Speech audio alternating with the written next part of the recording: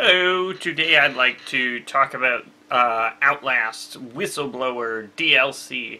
DLC is kind of interesting because it's kind of a difficult prospect. I mean, I think no one says like, "Hey, I really want this game to have DLC." I think it's usually a business proposition, and it makes sense if your game is successful enough, but not if your game has a small audience. Because basically with DLC, you're only going to sell to a fraction of those who purchase the game. But the advantages of DLC is it's usually less expensive to make because you're using existing assets, and I mean, hopefully you're creating some new ones, but there's a fair bit of reuse. You don't have to redo any mechanics or try and make it bigger and better like you would in a sequel. So I guess the quick take is I enjoyed Outlast Whistleblower, but I mean I didn't feel like it was quite up to the level of the regular game, which is probably to be expected just because the budget was probably much less. So.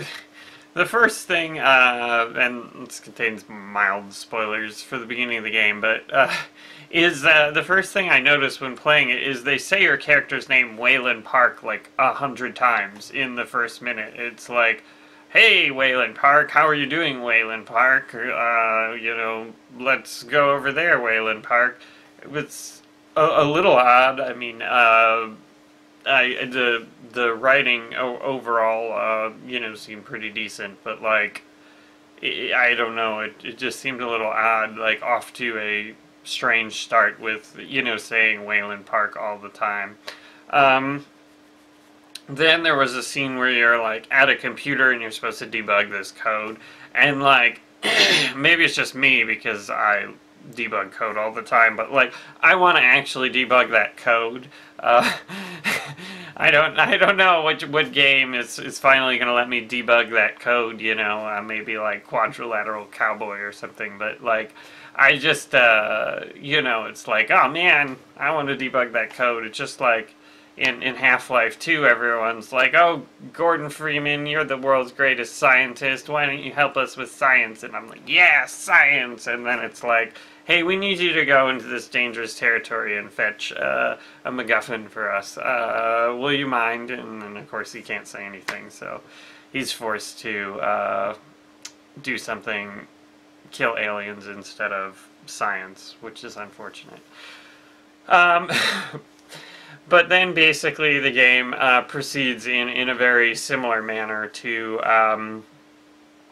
the first one, and there's it just didn't seem quite as polished as the regular game. There were a few points in which I got kind of stuck, and then I would want to try and find like a walkthrough video, and then I noticed they were sort of stuck in the same places, which I mean is something that you usually try and do focus testing to iron out, and it's like I pushed the 0.4 update for Neverending Nightmares, and the new enemy was just destroying a lot of people, and I'm like, ah, crap, I gotta change the way this works to fix it.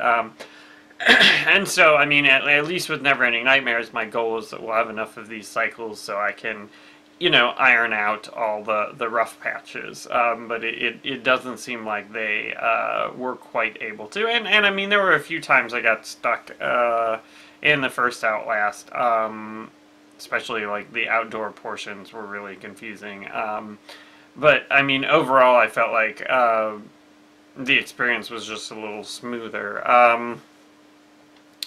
And the other thing that a lot of people comment about is the gross out stuff in the new Outlast Whistleblower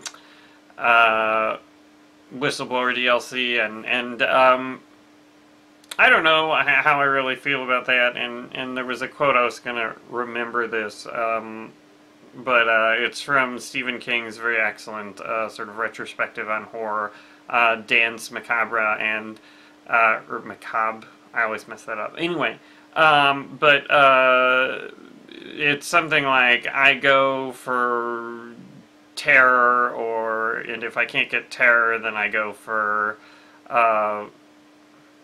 There was the second. He had the distinction between like two types of fear, and I can't remember what it was, but it was really good. But then the final one, if I can't get horror, then I go for disgust and repulsion. And he said, "I'm not proud." I mean, I think the sort of idea of repulsion is important to horror. But I mean, personally, I prefer, not grossing out just for the sake of grossing out, which seemed to be the, where they were going with certain aspects of the game.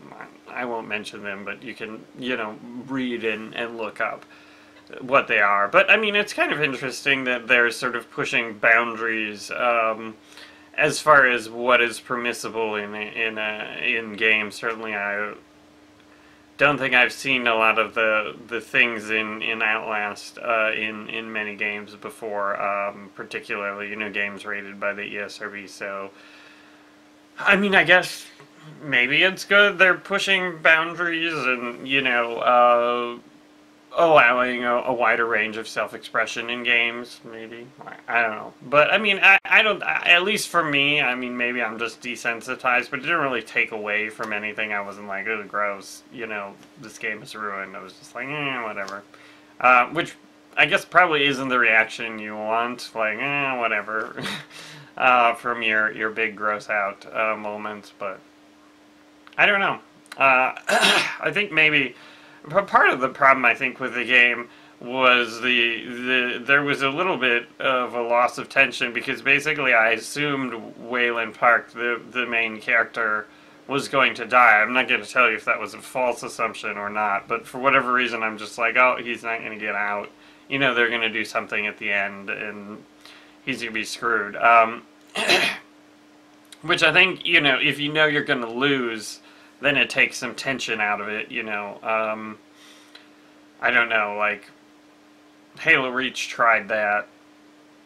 I don't know how effective it was, but it definitely is sort of a strange thing. I mean, I think you would have to be very careful of setting up your tension if your main character is going to die, and the player knows that, which... again, this was just my assumption. I'm not saying whether it was true or not, so that's not a spoiler. But anyway, overall, I enjoyed it.